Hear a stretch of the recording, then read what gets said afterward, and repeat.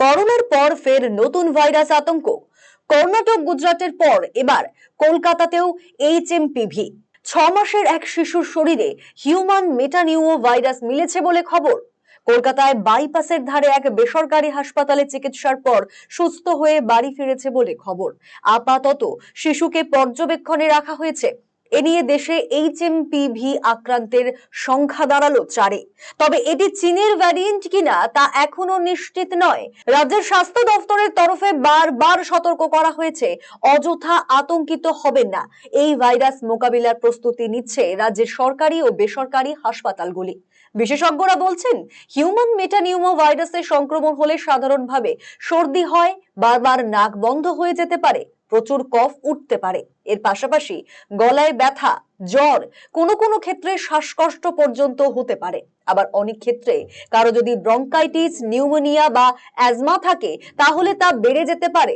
করোনার মতোই এটি ছড়ায় হাঁচি কাশির ড্রপলেটের মাধ্যমে।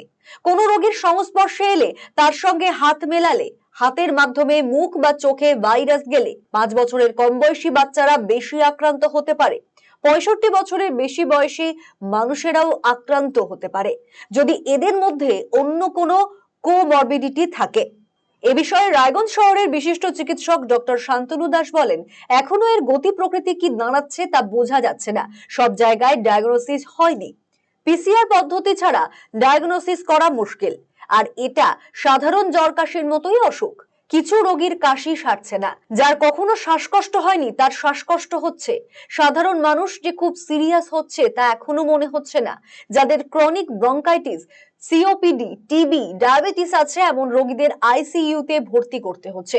এ বিষয়ে তিনি আরো কি বললেন, শুনবো। মাস পপুলেশন, সাধারণ মানুষ যে খুব সিরিয়াস হচ্ছে তা কিন্তু এখনো আমার লাগছে না। কিন্তু যাদের অলরেডি লাংসের প্রবলেম আছে, যেরকম আমরা ক্রনিক ব্রঙ্কাইটিস বলি, সিওপিডি বলি, কারোর টিবি আছে, ডায়াবেটিস আছে, এরকম কিছু পপুলেশনকে আমাদের কিন্তু আইসিইউতে ভর্তি করতে হচ্ছে। ওদের অ্যাকিউট রেসপিরেটরি ফেলিউর হচ্ছে, হঠাৎ শ্বাসকষ্ট, এরকম পেশেন্ট পাচ্ছি, কিন্তু আমরা একদম ডায়াগনোসিসে ক্লিঞ্চ করতে পারছি না, কারণ ভাইরাস ডিজিজ ডায়াগনোসিস করা কিন্তু এখনো খুব ডিফিকাল্ট। এখনো এই ভাইরাস নিয়ে বিরাট কিছু ভাবার মতো জায়গা নাই, যেটা কোভিড এর ক্ষেত্রে হয়েছিল সেরকম জায়গায় একদমই পৌঁছায়নি, এবং পৌঁছাবে এরকম কিছু ধারণাও হচ্ছে না এই মুহূর্তে।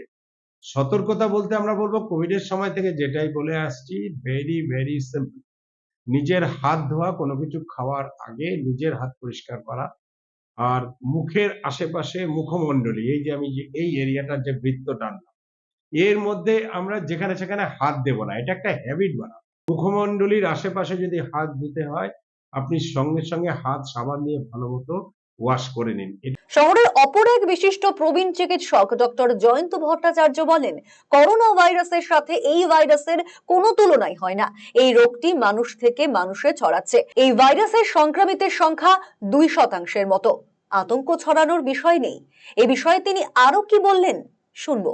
করোনা ভাইরাস এসেছিল অ্যানিমাল টু হিউম্যান, ওখানকার এক বিশেষ ধরনের বাঁদর থেকে মানুষের শরীরে এসেছিল, আর এইটা মানুষ থেকে মানুষে ছড়াচ্ছে। ফলে ওটা একদম নভেল করোনা ভাইরাস ছিল, ভিন্ন চরিত্রের, এবং এটা নিতান্তই একটা কোল্ড ভাইরাসের মতো, ফ্লু ভাইরাসের মতো, ইনফ্লুয়েঞ্জা ভাইরাসের মতো, রেসপিরেটরি সিনসিটিয়াল ভাইরাসের মতো আরএসভি। তোর মধ্যে চরিত্রগত কোনো তুলনা টানাই কারণ নেই। একটা ভাইরাসকে তখনই ওয়াইড স্প্রেড বলা হয়। আমি আবার সিডিসির তথ্য বলছি, 2 সপ্তাহ ধরে কোনো একটা অঞ্চলে 10% বেশি লোক এতে কোনো না কোনো ভাবে সংক্রমিত হচ্ছে। এইবার ইনফ্লুয়েঞ্জাতে এটা 19% হয়ে যায়, করোনা ভাইরাসের ক্ষেত্রে এটা অ্যারাউন্ড 18% ছিল। এই নতুন ভাইরাসটা এইচএমপিভি, এটাতে 2% এর কম।